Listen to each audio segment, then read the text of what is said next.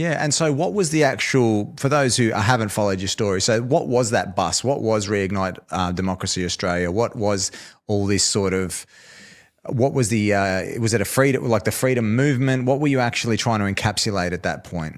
I was trying to give people a united voice because I didn't want to feel alone. So I guess no one else wanted to feel alone.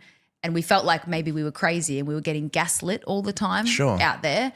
And RDA, with all the views and followers that it got straight away, it was the timing that was everything. But because it got so much traction straight away, people knew instantly, oh, I'm not crazy. That's really what I wanted to take the aggression that people had stuck in their bodies and get it out into something useful. Right. Because it's not And so good. RDA wasn't a political party or what? No, we did dabble into it, but it only lasted about a month and then I shut it down. Right. And so what exactly, like if you were to sum up what RDA was, what was it? It's a community a mantra, advocacy a movement? group. Yeah. I have no idea. Right. I had no idea. Yeah, right. I didn't plan anything.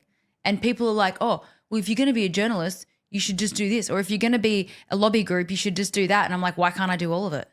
Why do I have to stay in a lane? So we just did a lot of different things. Right. I don't even know how to explain it. But we were born because of the draconian lockdowns in Victoria. Yeah. That is why we were born. And so our whole mission was to support people through that time, but also to push back against it. So we ended up being the most organised voice in Victoria against the lockdowns back then. And so is that what found you getting arrested 3 times in one day through that, being at those protests? Well, that was the next thing. So getting so there was a live stream protest, there was the bus, and then 3 weeks after the bus, I was in Treasury Gardens with 9 people and we were surrounded by 400 cops. Are you serious right now? Look at all these cops. Look at this.